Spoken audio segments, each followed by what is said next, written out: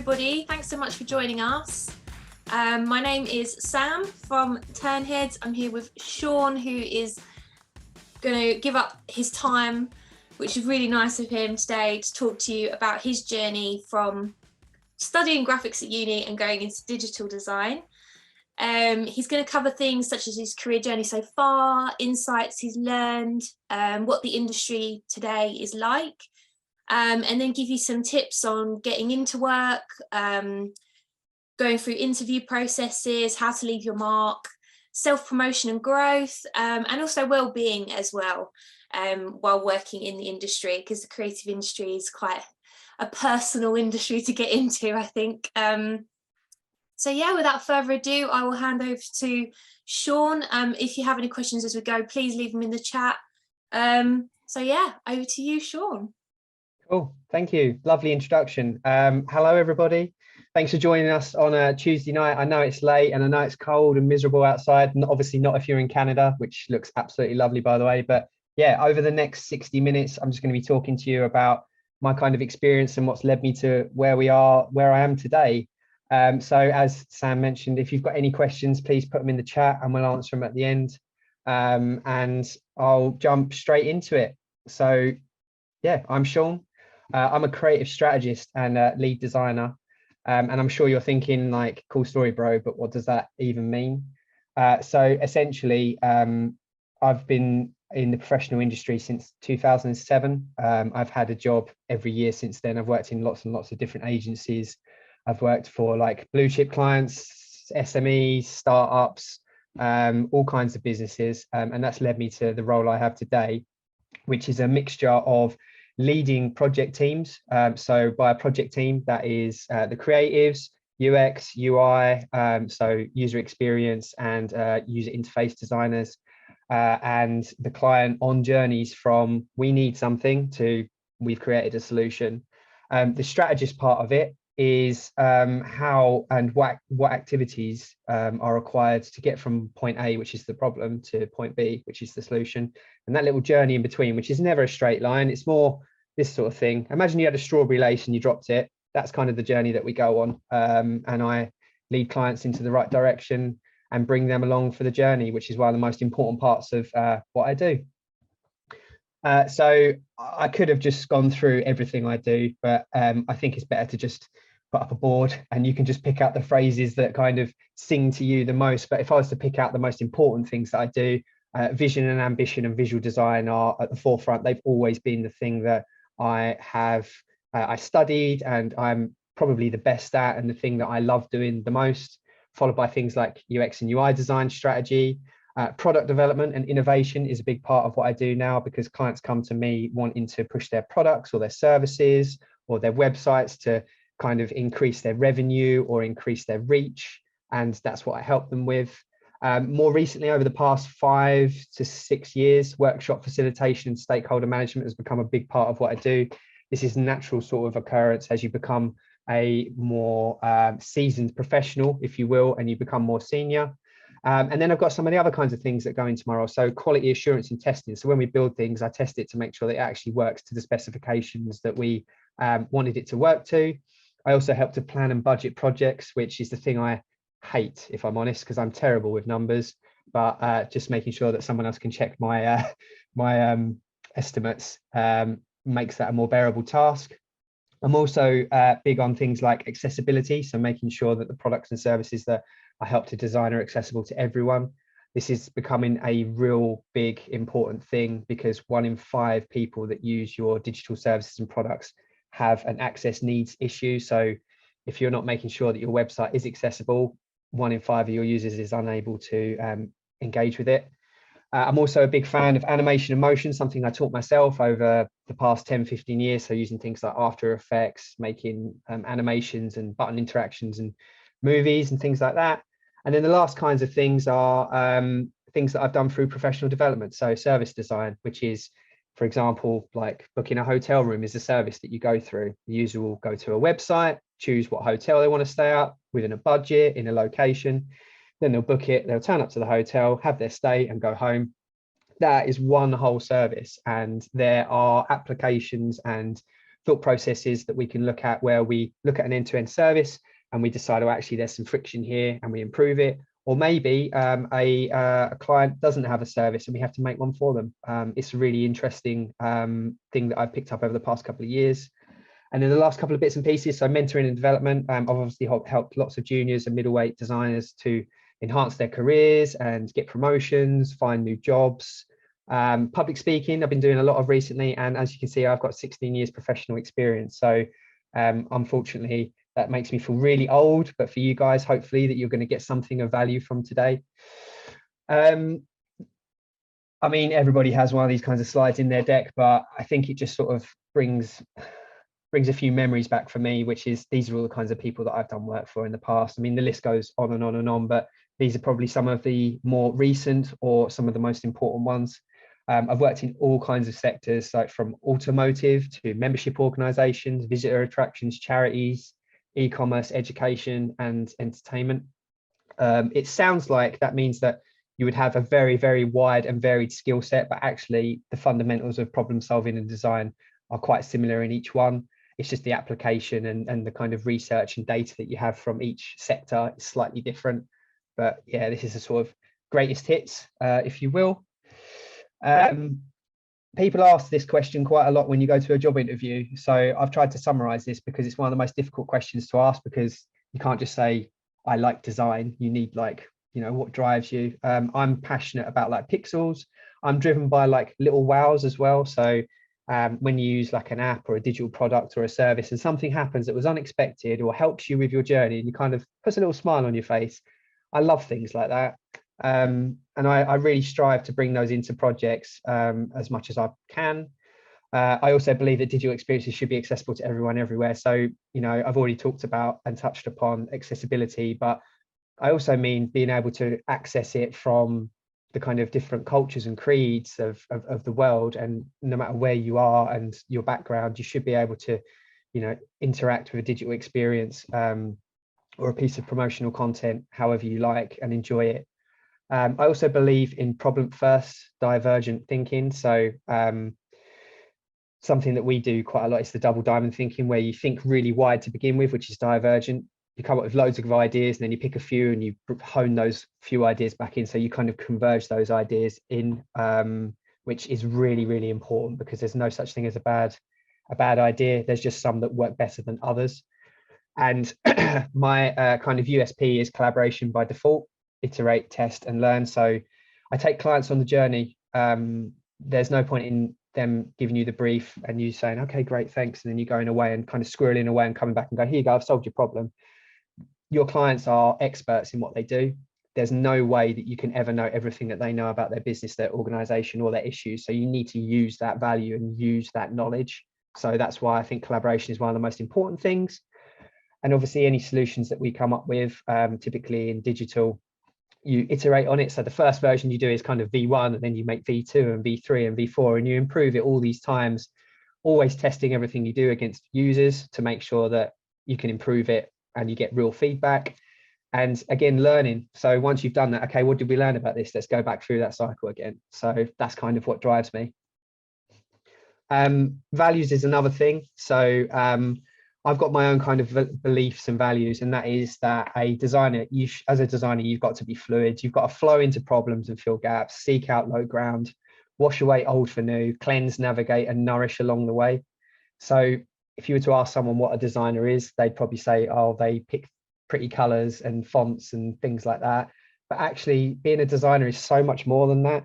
You need to like deal with clients. You need to be able to understand deadlines, navigate, being able to deliver. You need to make sure that you bring people along the way. You need to help people. You need to ask for support sometimes. And you also need to make sure that the product that you make at the end of it kind of answers all the questions that clients typically had in the brief. As an individual, I'm always curious. I always ask why. And most importantly, I always understand the answer. I might not understand first time. It might take me a couple of goes to really understand the why of an issue or something that we're trying to solve. But understanding a problem is so important, because you can't create a solution if you don't understand the problem clearly. So I thought I'd just touch on a couple of projects that I've worked on and a couple of clients. So one of my biggest clients is the Royal Collection Trust, which is the Queen's, I was going to say side hustle then, but that's probably not what I should say. It's basically the Queen's kind of collection of objects and residences, of which she has quite a few. So if you think about the Royal Collection, I think there's 200,000 objects that are pertinent to our history that, you know, have when you put them together, craft that story around who the Royal Collection Trust are, our heritage, our past kings, queens, and everyone important. I've worked with these guys for the past 7 years.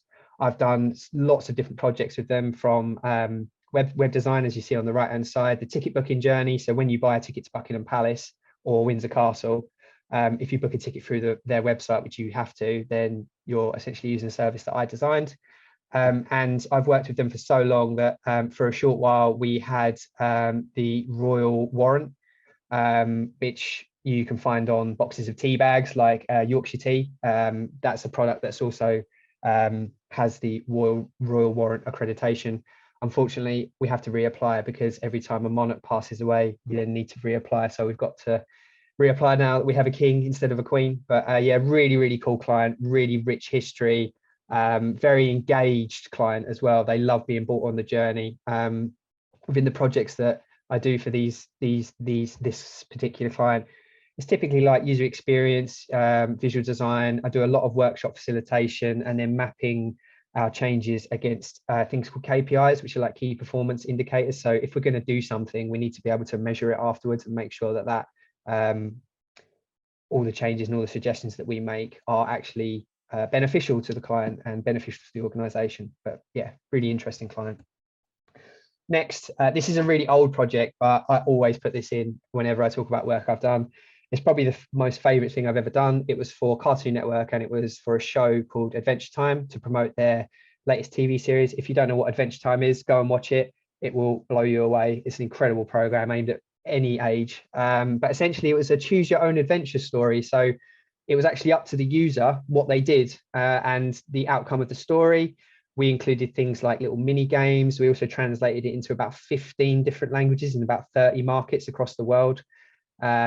We got a complete suite of design assets to work with. As you can see, we got all the characters and we got loads of cool backdrops and stuff. And it was actually something that we cold pitched to the client. This wasn't a brief. This was something that we actually took in and pitched to Cartoon Network, and they said, that's great, how much? Which was really cool because we got to really own it and push it forward. And it remains one of my favorite projects that I've worked on even today.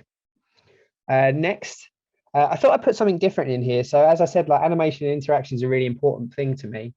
So this is a project I did for Burger King to support the Meltdown campaign, where you got to recycle a toy by taking it into a Burger King restaurant, and they'd give you a meal for free. I mean, how awesome is that?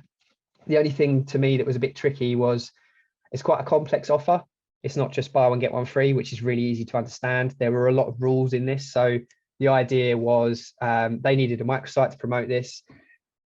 The concept was, let's just literally represent what someone has to do by telling them a story where they drop a physical toy off in a digital experience so they can understand, oh, actually, this is what I need to do to be able to go and pick up a meal. Again, loads of really, really cool assets. The interaction design on this was probably one of my favorite pieces I've done because I got to use things like elasticity where things bounce. I got to use lots of eases and lots of big kind of typography and graphics. So yeah, it's exactly what a designer wants to work with. And then this is for a client called Generation Global, which is part of Tony Blair Foundation. And it's a global platform that allows users between the ages of 12 and 17 to engage in global dialogue and talk about things like climate change or religion. When COVID hit, their current platform was teacher-led. So you could only use it if you were in a classroom with teachers. And obviously overnight with COVID, everybody stayed at home. So their audience numbers dropped from, you know, tens of thousands daily users to zero pretty much. So we did a thing called a design sprint, which is where you do a lot of work in a very compressed period of time, either over a week or a couple of weeks, where you go from blank page to, at the end of the week, you've got a product that you can test with users. And what you're looking at here is what we came up with. So instead of it being classroom based, it became student paced, so students can take a topic about any subject matter that interests them. So fake news and social media, climate change, whatever they're interested in, learn about that, and at the end of it they'll get an accreditation, which is actually a recognized certificate. They're currently pushing to use this in schools in Italy. They're actually working directly with the Italian Education Authority to make this part of the syllabus or the curriculum out in Italy, which is really, really cool, because it's something that we came up with in a couple of weeks, and the feedback and usage from this has been really, really strong. So this has gone in because it's one of my favorite projects, because it's actually doing some good in the world, and it's helping to kind of frame the people of tomorrow, the people that are going to make decisions about the future of our world and our planet. It's just helping them to be better people, create a better, stronger community, and it's everywhere they need to be. It's on their phones. You can do it on the web, and we're just starting to develop a mobile app for it as well. So if you fall into that kind of 13 to 17-year-old age bracket, look out for it in the next 6 months or so. So without sounding like the intro to a book you might pick up in Waterstones, this is my story of how I got to where I am now.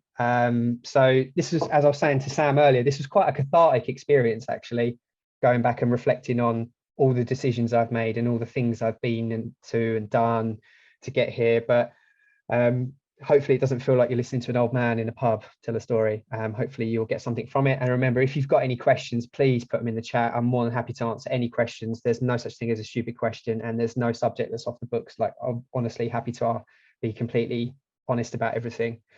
So I'm going to set the scene now. I need some kind of special effect, like when you kind of go back in time in TVs or movies, but to try and get you there, we've just been to see the Simpsons movie. It's 2007. We're reading the final Harry Potter book and listening to Avril Lavigne. I've just literally completed my final project. I've got my 2-1. My degree was probably one of the hardest things I've ever done, but really, really enjoyable. I'm not massively academic. I never have been. I've just always been very creative. I struggle with things like numbers. I struggle with things like English. But I've always had like a creative eye and always wanted to do something creative. And even in school, I had teachers telling me there's no point in going into creativity because there's no money in it. You know, you're not going to be able to do something with it. If anybody ever tells you that, ignore them, because that's a complete lie. There's loads and loads of work and loads of money in this industry, and there's loads of fun. So yeah, never let anybody tell you that. But just going back to 2007, I've just got my degree 2-1, which I was really pleased about because I worked really hard for it. I've just done the photos, I've done the hat throwing thing, and I've collated a portfolio. My original ambition was to try and work in music promotion. Print was huge still in 2007. I used to go to gigs and concerts, and as you walked out the concert, you get given a literal plastic wallet just full of posters and, you know, music promotion stuff. And I was like, I love all this. All the designs are always so different and fresh, and that's what I wanted to do. But digital was still quite popular. Print was just, you know, a staple. People were used to it. And my plan was, you know, I'm going to work towards getting into music promotion. So I'm going to start, I'd already started doing gigs and flyers and stuff like that, but that's what I wanted to work in.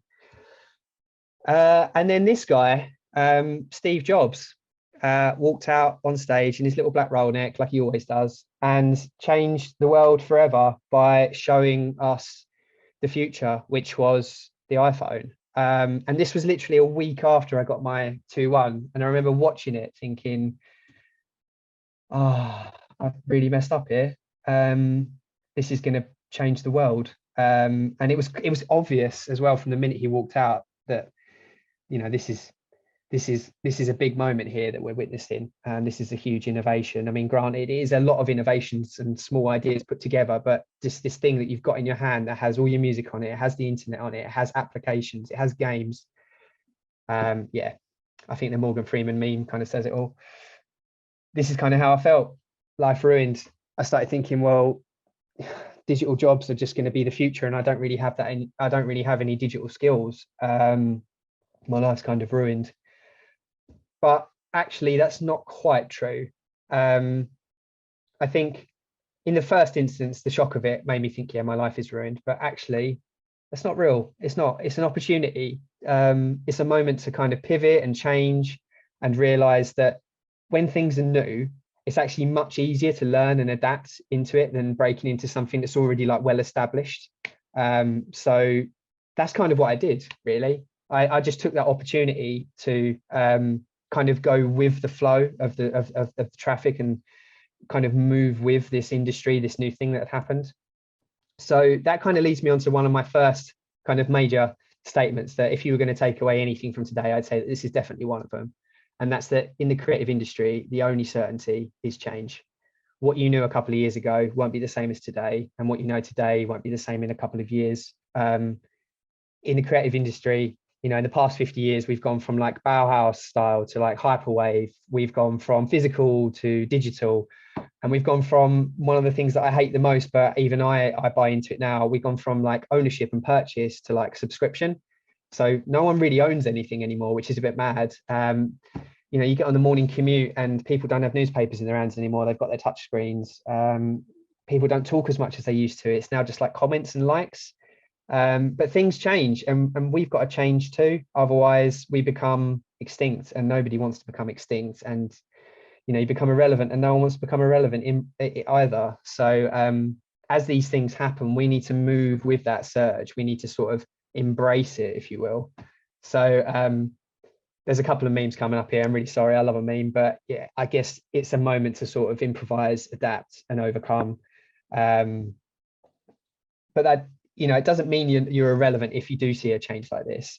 It is possible to improvise and change. I mean, I'm a perfect example of this. I had print-based education, and now I work completely digital. I can't remember the last time I did a piece of print, apart from if it was a favor for someone's wedding or a business card or something.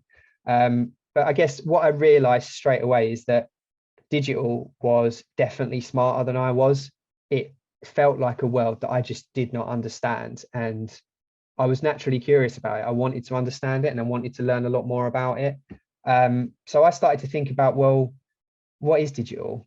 Well, digital has things in it like color, which I know about as a designer. It has shape, which I know about as a designer. It also has typography, which I know about, semiotics, which I know about, iconography, which I also know about, grids, layout. So actually, I know about a lot of the core fundamentals. The fundamentals of design don't really ever change. They're always the same. There's a problem or a need, and you solve it, and you use one of the tools that I've just named, or all of the tools that I've just named. The only thing that really changes is the process that you would go through. So like for digital, obviously there's some of you may have heard of things like agile methodology, which is how you constantly adapt a process of delivery over time. That's a more modern kind of school of thought and delivery on how to work. When print was big in like 2007, everything was waterfall. So I completed my part of the task, and then the next person completes their part of the task, and then the next person completes their part of the task. That's kind of irrelevant now. The only people that really use that are like public sector and councils. So thinking about all those kinds of skills that I had, I started to think, well, actually, maybe I can do this. So I did the thing that is probably the best thing to do, which is I started to hack a job. I started to hack my way to to finding more digital work. So I'm going to take you through a couple of the kind of approaches and hacks that I went through. And hopefully, if you're in a similar position to what I was, or you're thinking about making a career change, or you're just curious, hopefully that you're going to take something away from this. So I've also included a few quotes, which is a bit of cheesy, but I kind of tried to cherry pick these to support what I was thinking at the time when I wrote it. So the only way to get smarter is by playing a smarter opponent, which is from the fundamentals of chess. Hand up, I suck at chess. Can't even remember how to play it. I just love that quote. First thing to do, you know, read, research some more, you know, get on Google, find blogs, find inspiration, use YouTube. YouTube wasn't really massive in 2007, so I didn't have the luxury of that. But blogs and forums were a huge thing, like peer-to-peer chat was massive. So I use that as much as I possibly can to hear what people's experiences of it were, to find out what people are kind of thinking about, what the typical topics are of discussion within like a digital project. So that kind of rolls nicely into my second point, which is don't just understand it, breathe it, live it, immerse yourself. Like design, I feel like it's almost like being like the kind of Robert Downey Jr. method actor. Like you almost have to become the thing that you're trying to solve to really, really understand it. You know, you'll have a client that has a business that you have no idea about, and within a couple of weeks, you become an expert in what they do. And that can be something as unusual as, you know, a telecoms company, or something as cool as maybe like Cartoon Network, where they just make really entertaining shows for young children. But yeah, immerse yourself as much as you can. Specifically for me, I started to evaluate sites that I liked and didn't like, to understand what's good about one and what's good about another, which was really useful for understanding things like user journeys, which was a completely new thing to me. I had no idea what that was. Next, develop an opinion, but be open-minded. So there's a lot of more knowledgeable people out there. You can learn from pretty much everybody. If you've got an opinion on something, don't just stick to it because it's your opinion. If someone can convince you otherwise of a reason that something is a suitable solution or good in any way, be open to that opinion, because it's an opportunity to learn, and you can learn from everybody. I've kind of already touched on this, but join forums, ask for critique. So when you start producing these new pieces of digital work, or, you know, maybe you're going into animation and you only did kind of pure film work to begin with, get people to give you feedback on your work. It's really, really important to remember the fundamentals of what you learned at uni, which is presentation, critique, and then action and feedback. Second, design creates culture, culture shapes values, and values determine the future. So this was really relevant when I was thinking about that kind of jumping on the bandwagon of digital, so to speak. Now that I kind of understood like the fundamentals of the job, I then needed to understand, actually, how do I get a job? How do I get a job in this field? So I just started reading job ads that I wanted to be doing and trying to understand like the language. So they would say something like agile delivery. And I think, well, I don't know what that is. So I'd go off and I'd learn what agile delivery is, and then I'd learn how that kind of fits in. So that rolls into my next point quite nicely, which is, you know, ask why and understand why. So I don't really understand what agile is. Why does it matter? Okay, now I understand the why. I understand how it's relevant in the wider scope of doing a piece of work or delivering based on a client's needs. Understanding your role in the wider scope of delivery. So I can't stress how important delivery is. It's something that I never used to really care about, because I had people in my teams that would do that delivery part of it. So when I say delivery, I mean the handover of project work to a client for approval or presentation. More recently in my senior years, this has become something that I not only do day to day, but I want to own this part of it, because I can go through the rationale and I can explain the decisions that we've made, and I can relay that back to the research and the data that we have to support the decision making, because 99% of the time clients just want to be reassured that you've thought about all those things, because they've come to you because they don't have the skill set that you have. They come to you because they need your help. They don't have design skills. So understanding delivery as a culture and not just a task in the grand scheme of things was a really important thing to understand early on. It also helped me to better understand how you create a design that gets passed off to a developer. What does a developer need to be able to build the design that I've made? You know, what I know what their role is. They basically make the thing, but what do they need from me to make the thing is a really important part of understanding like a job that you might want to work in, or a new world that you want to get into. Who else do you need to rely on? What do they do that brings value to what you're doing? It's really important to understand that. And then the last point, you've got to ensure it's something that you're going to enjoy, especially when you make a career switch. I mean, nothing's certain in life, but you can get a good understanding of whether it's going to be a job you like by looking and trying some of these sort of pieces of work, you know, maybe setting yourself a brief, doing a bit of work and seeing, do I enjoy doing this? Is this something I want to do? Which leads me on to one of my kind of another takeout, that if you were going to take something away from today, which is your job won't always be exciting from day one. So you're probably looking at like the stuff that I've shown you now thinking, oh, wow, that's cool. That's what I want to do. It's taken me 16 years to get here. Granted, not all of this took 16 years, but you know, the first job I had was working in a local council producing leaflets. You know, it might not be the most exciting job, but every single job and every single task you do is going to give you more employability and more skills, and make you, you know, a more valuable asset and colleague for when you do go for other jobs and when you do decide to make a change. So yeah, don't beat yourself up if you're not working for Sony on day one, or whoever the equivalent is, TikTok or something like that. It does get better, I promise. You just got to do the grunt work and do the heavy lifting to begin with. Number 3, if opportunity doesn't knock, build a door. So practice. When you get thrown into a job, or when you finally get a job and you go out into the real world and you'll think, it's great, I know about typography and choosing colors and all this kind of stuff. It's very different doing it to a brief, and it's very different doing it when you are kind of billed to the hour or the minute that you work. So you want to make sure that your skills are sharp as possible. So, practice as much as you can so that you are prepared. Set yourself real goals or dummy projects and stick to them.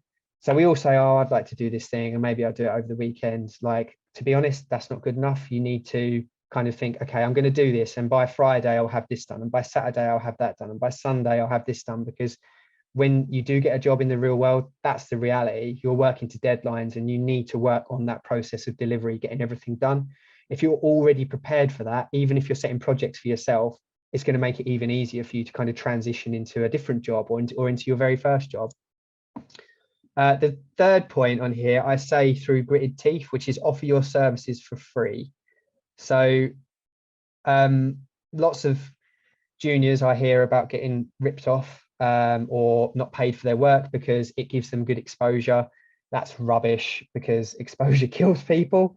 If you are going to offer your services for free, do it to someone who will benefit from it. So like a local charity, or maybe a startup business that doesn't have a lot of money that could do with just a bit of direction, for example. But yeah, don't always get paid for free. You are valued and the work you do has value. If anybody tells you they're not willing to pay for it, then don't work with them, even if you're desperate. Next point, send and show your work everywhere. So we've now got a plethora of places that we can put our work. We've got things like Dribble, Behance, where we can get our work up for people to see. YouTube is huge. Social media is an incredible tool. I have a friend who has a branding business. He just creates brands. That's all he does. And he gets all of his work through Instagram because he harnesses the power of hashtags and the right kinds of communities to get his work out there. And he does a really, really good job, which gets him lots of recommendations. So yeah, just get your work everywhere. It can't hurt to put it in front of every single kind of platform that you know of that exists. Next, don't get disheartened. Failure is still progress. So sometimes you have to fail, you have to make mistakes. We're only human, we're not robots. Just don't be disheartened. Failure is still progress. And if you get something wrong, it means that the next time you do it, you won't make that same mistake twice. So yeah, just don't get disheartened, believe in yourself. Every single decision you make is helping you to make the next decision, and then the next decision after that. And if you are trying to adapt your career to be something slightly different from what you studied, it's going to take time, but it will happen if you persist and if you try and if you do your homework. The last point is fake it until you make it. So sometimes you just have to sort of grease the truth a little bit, and there's nothing wrong with that. But if you're going to grease the truth, just make sure that when you are in the world of work, if you do get that job, that you can kind of back that up. I think everybody sort of at job interviews is a bit wild sometimes with what they say, or maybe wild's not the right word, but it's okay to kind of embellish the facts a little bit. Everybody expects it, but when you go into that job, just make sure that you can kind of back that up with some action. Number 4, the way to get started is to quit talking and begin doing. So I've seen a lot of CVs. I've done quite a few job interviews. I've been to quite a few job interviews as well. I still don't like them. I don't think anybody likes job interviews really, even if the job is something that you're absolutely desperate to do. But I've also seen a lot of bad portfolios and job interviews. And if I can help you avoid making these mistakes, then that's awesome. But yeah, one of the first things, if you're going for a job interview, know the company, know the work, know the clients, know the sort of work they do, why they do it, who they do it for, and how they do it. I've had people before that turn up and just say, oh, I like the look of your website. Okay, so tell us what we do. And they can't tell us. So I don't know why I would want to give someone a job who doesn't really know anything about the company that they're trying to get a job for. You wouldn't believe how many times that actually happens. So yeah, just know the company, know the work, know the clients, write some notes, be familiar. Next is work on your personal brand. So when I say personal brand, I don't mean you have to go off and design a fancy logo and pick colors for yourself. I mean, you can do that if you want. If you do a very visual job, it's probably a good idea to have something to support that and a really nice portfolio that stands out. But when I mean personal brand, I mean those things that I touched on at the start. So what do you believe in? Because the amount of times I've asked a designer, so what do you believe in? What makes you tick? And they just can't tell me. I want to know what like drives them. I want to know what their ambitions were, because I'm not just buying into the work that they're showing me. I'm buying into the person, because they're going to be my colleague. They're going to be someone I work with. I want to know that we're a good fit as an organization, but also, person to person on a human level. So sell yourself as a person, sell your passions, what you believe in. In your portfolio, show the journey, not just the destination. So the amount of times I just see a nice piece of work and I'm like, but how did you get there? Or sometimes the end piece of work isn't great, but the journey for how you got to the end result is awesome. I want to see that. I want to see the thinking. I want to see a story crafted around, what you did, why you did it, and who it was for. Because especially when you're a junior, I want to know about like the kinds of skills that you have and the kind of person you are and how you think about solving a problem. I don't just want to know that you're good at, Sketch or Figma or whatever, or using Creative Suite. I want to know that you're a good problem solver. And sometimes showing one piece of work doesn't really show that. I think that lends itself really nicely to the next point, which is talk about the challenges you overcame. So the struggle is part of the story. I think it's absolutely okay to say in a job interview, we did this, but it didn't go right because X, Y, Z. Because that gives you an opportunity to say how you rectified it, how you fixed that problem, how you managed to make it into a success. The struggle is absolutely something I want to hear about. I think it's character building, and I think typically, and I'm guilty of it, when we go into job interviews, we try and act like we can do everything and we're completely infallible, whereas that's actually not the truth. I would much more appreciate hearing more genuine human stories of experience. The next one is my own personal tip that I can't believe I'm giving away, but if you ever use this, you'll realize actually how valuable it is, which is if you need to make up a little bit of time when they asked you a question about something and you don't know what to say at first, say, that's a great question. Because that little 2-second bit of time gives you just enough thinking time to start formulating an answer. I've used that a million times. I think there's a guy on the call today that I used to work with, James. I'll probably use that in the interview that I had with him. It's perfectly okay to take your time as well. So you can even say things like, my initial thought is X, but can I follow up on this later? You don't need to have all the answers right then and there, and that's completely okay. I'd rather someone was just honest about it and came back to me later, or said, I don't know at this moment in time, than just, said some old rubbish. And then the last one is my kind of cheat, which is leave something with the interviewer, a keepsake. So my very first job, they said that I was neck and neck with the second candidate who didn't get the job. And in the end, they chose me because I left them a multimedia CD of my final major project for them to look at while I was gone, and nobody else did that. And that was the only reason why they gave me the job. And I'm still thankful that I decided to do that. So, leave an impression.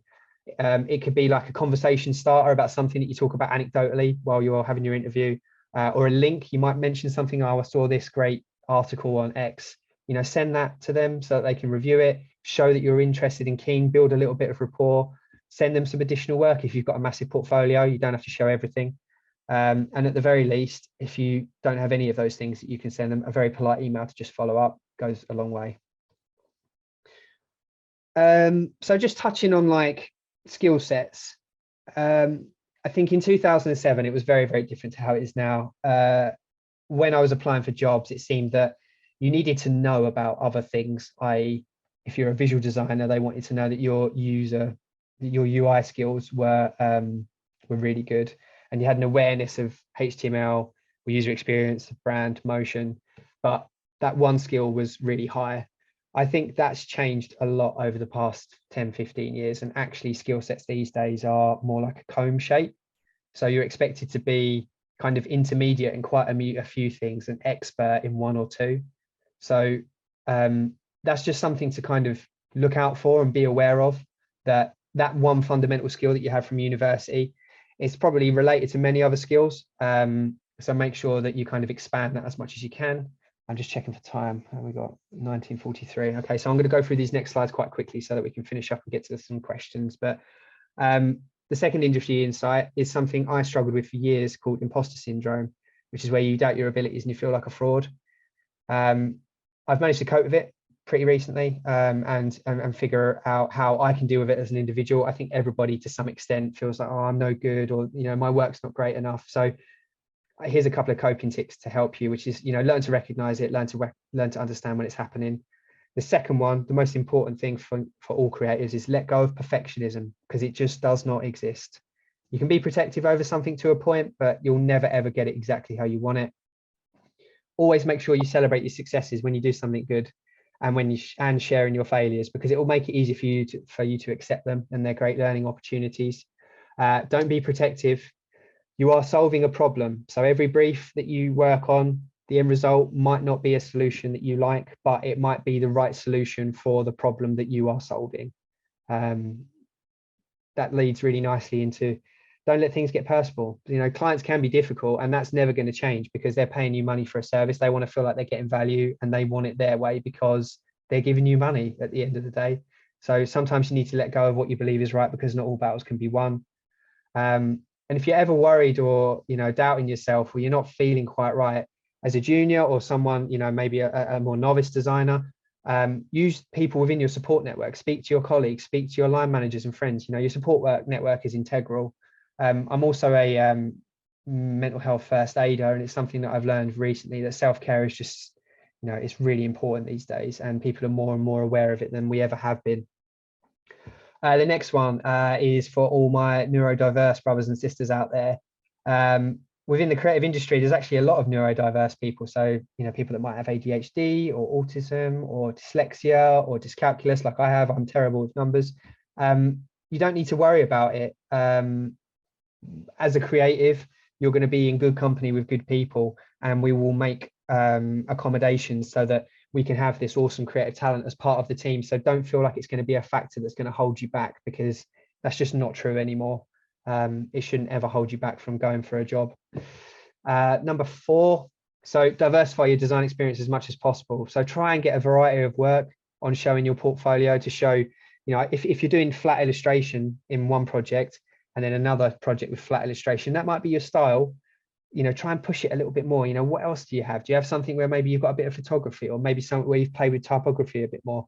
It becomes easier to diversify your portfolio as you become more kind of ingrained in having a career. But as soon as you can, diversify it as much as possible, and it will make employers and potential jobs easier to see how you could flex to the kinds of work that they have, that they need someone to come and do. This is something I was really guilty of as well. In university, I kept worrying about what other people were doing and where they were going, and I think it's important to remember that it's your journey, and you need to pave and path the way that you wish. And envy green is not a good color to wear anyway. So don't worry about what other people are doing. Think about your journey and what you want to do and your goals. It might take you 4 or 5 years to get where you want to go. It might take you 15 years. It might take some other people 5 months. It's just, that's how things are sometimes. You don't always jump into blue chip roles and great big projects and clients to start off with. But that doesn't matter. Some of the most important and most valuable and rewarding projects I've worked on weren't for, your Cartoon Network or your Sony or your Royal Collection Trust. They were actually for little startups, or organizations that just didn't have a clue where to turn next. So there's no bad thing in working for smaller organizations. They're often braver and keen to try something new or different, where you can actually really harness the power of creativity. Blue chips tend to be quite restricted. So yeah. And then the last thing, these are phrases that you're going to hear a lot when you've got a full-time job, and some of the funny things that clients say. So I've done some designs, I'll send them over. Never gets old. They're paying me to do the design, but they've done it for me. Next, I'll send you our logo. Then the client proceeds to send a Word doc with a logo in it. That's happened to me more times than I can remember. Can you make the logo bigger? There's a great video on YouTube called "Make the Logo Bigger" if you want to regale in how frustrated design communities get with this sort of thing. Next, one of the most useless pieces of brief that I've ever seen, but it does make me laugh when I see it, because it just means that you need to talk more with the client, which is, I don't know what I want, but I know when I see it. And then lastly, can you make it pop? I think if I hear this anymore, my eardrums are going to pop. But yeah, things that you might want to become familiar with and try and understand, well, actually, if a client was to say this to me, how would I answer this and how would I kind of deal with this situation? If you're going to take 3 things away from today, it would be follow your curiosities and make the change you want to see. Next, prepare for interviews as though you are preparing for war. And number 3, look after yourself. Don't let the bastards grind you down. And by that, I mean, you know, work can sometimes grind you down. Don't let it. People can sometimes grind you down. Don't let it. The environment, the industry, the world around us can sometimes grind you down. Do your best to not let it do that. Cool. And that kind of leads us to the end. I'd just like to say thank you very much for listening to me talk for 40 something minutes. That's gone really, really quickly. I really, really appreciate your time. I'm just going to go over to the chat now and see. Hi, Sean. I'm a freelance graphic designer and I aspire to be UX UI designer. I'm working on my folio, but how do you suggest I find real world clients for UX UI projects? So this is a tricky one because many clients typically go for agencies. So I would recommend that you try and differentiate yourself from an agency. So by that, I mean, you know, agencies tend to have higher prices. They tend to be more difficult to get in touch with. You tend to have to book the work in. It can be quite tricky. If you're going to be different from an agency, you need to convince potential clients why working with you is going to be better. So I would work on what your USPs are that differentiate you from working with an agency or maybe working with like the same set of freelancers they have. You know, send them your portfolio. It's okay to do cold calls where you say, you know, I'm a designer, I'm looking for work, I'm interested in getting some more clients, and sending them a portfolio, your cost sheet potentially. There's also nothing wrong with asking them if they just fancy going out for a coffee and just talking about their business objectives for the year, or, you know, what's your target for the next 6 months or next year or so. They want to know that you understand them and the business. So you need to kind of build that rapport. They're not just going to give you work, you know, on the spare of the moment. I think you need to build that rapport and build that understanding and kind of make them feel like there's a need and you can fill that need quite well. I hope that's answered your question somewhat. I think Sam is going to pop my LinkedIn in the chat. So if anybody's got any questions on that they want to ask me directly, feel free to follow me on LinkedIn and send me a message. I might not get back to it straight away, but I can obviously get back to you when I can. I'm just going to read the next one we've got. So, hi, Sean, I'm a graphic designer now starting and looking for a job. Do you think a resume is important or only show my portfolio? I think I would do both because quite often when you apply for a job, they ask you for a resume anyway. So my advice would be design those 2 things as a package. So if you're talking about things in your resume, make sure that you back that stuff up in your portfolio.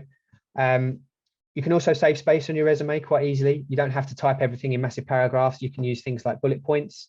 You can put like key responsibilities or summaries. You don't have to write, you know, complete Shakespearean prose. It can be very kind of bullet point. These are all the things that I've done and this is what my responsibilities are.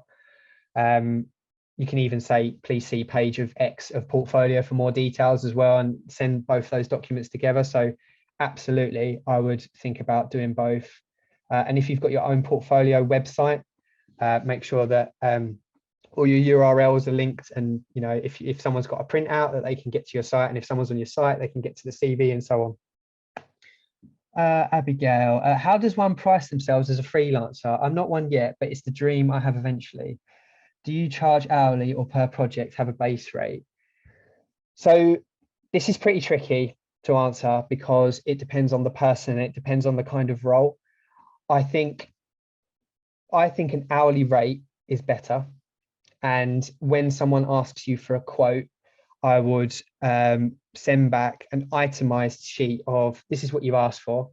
These are the deliverables. So for example, if someone asked me for a website, I would say, okay, you need like wireframes, you need the visual design direction, then you need X amount of like design pages or components or modules or whatever that is. And I would kind of break that down into a cost sheet with estimates of either hours or days. And then there's a rate for the hourly rate or there's a rate for the day rate. It depends the kind of sizes of jobs that you do. If you tend to do like 1 to 2 day jobs, I would probably do it in hours. If you tend to do anything beyond 5-6 day, maybe even a week, I'd probably do it in days and put like an hourly rate per day. I'd also be transparent with your pricing and be transparent with your billing as well.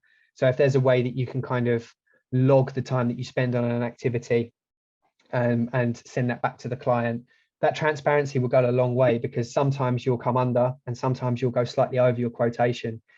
You need to remember that a quote is exactly that. It's an estimate.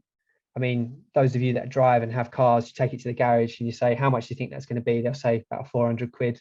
How many times have you gone in there and it's been more than 400 quid and you just pay it, or it's been less than 400 quid and you just pay it?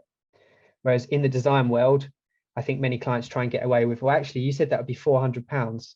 Actually, if you have transparent pricing and you break that down and you show them and say, it's going to be £450 because it took me X amount of time to do this, and you wanted an additional amend, more than likely they'll come back and say, okay, fine, here's your £450 or whatever that is. Cool. So we've got about 5 minutes left. I'm just going to stop the screen share. If there's any other questions, feel free. We've got another 5 minutes if anybody has a question. I had one actually, Sean, if that's Sure. all right. I just wondered if you did any work placements, or if you kind of built up your portfolio with self-initiated projects and then applied for jobs, and if so, like, how did you find them? How did you come up with the projects or find the internships? So I actually didn't do an internship or a placement. I just spent time building out my own portfolio with different pieces of design work that I'd done. My first port of call was I started reaching out to friends for support. I had one friend who put on a lot of gigs, so he always needed posters and promotional materials and postcards. So I said, okay, I'll do all of those. Then he put me in touch with the actual venue themselves. And then I started doing promotional materials for the venue. I reached out to local charities that I cared about in the area and said, do you want any support? There was one that I used to support called the Beat Project, which was about using sound and music as part of rehabilitation for people who have like learning disabilities or anxiety and depression and things like that. Or maybe even post-traumatic stress disorder. And they needed some printed materials, and they're pretty much no budget whatsoever. So I just reached out to anyone I could, really, that I was willing to do work for. There was work that I did turn down at points. That relationship with the Beat Project got a little bit stretched at points, so I started to turn work down. But you've got to look for this opportunity, really. I think I would also advise that you start finding agencies or organizations that you might want to work with before you finish your university courses, so that you can start building a relationship with them and ask about things like internships or work placements, for example. We used to do quite a lot of work placements pre-COVID, where we'd have someone come and work with us for a week or two, and they found it one of the most rewarding experiences. So it's always about building out your network and finding out who you know and what you can find out. So yeah, just always be ready to ask questions, ready to listen, and ready to expand on the network of people that you know, really. Yeah, that's a really good point, because it also kind of helps you understand where you would like to work as well, doesn't it? And what kind of jobs you enjoy doing, and finding that personal value that you were talking about in your deck. So yeah, exactly. And I think actually being in the world of work is very different from what you think about being in the world of work is going to be like. So if you can get a little placement at an agency or an organization for a short amount of time, absolutely go for it. The world is your oyster if you make it your oyster. Yeah, 100%. No 100%. problem. Is there any other questions to go in the chat, or if you want to ask it on camera, feel free to unmute and go for it, dive in. But yeah, thank you, Sean. That's been absolutely amazing. Some really good tips in there and a lot of relatable stuff. Yeah, getting some love in the chat. So yeah, thank you, Sean, so much. That was really amazing. And yeah, I love the idea as well that the saying that failure is still progress, because it's totally right. That's what kind of learning is, really. So yeah, thank you so much. I have put your LinkedIn in the chat, as we said before, so do link up with Sean if you want to ask him any other questions. Also, if you did like this event, please do follow Tern Heads on social media, join our mailing list as well to hear more about any more events or things, the projects that we're doing, basically to help more entry-level talent into the creative industries and support employers as well to kind of help onboard them. Please spread the word for us as well. This is all voluntary. And yeah, again, thank you, Sean, so much for giving up your time today. It's been brilliant, and I really loved your story. No worries. Thanks for hearing me. It's been lovely. And yeah, if I could just say one more thing, and that's be brave. You'll love it. The creative industry is an amazing place to work. Yeah, it really is. Absolutely. Fantastic. Cool. Well, thank you so much, everyone, for coming along today. The recording of this will be on the Tern Heads platform as well if you want to watch it back later. And until then, best of luck with your careers, and we will hopefully see you at the next Tern Heads event.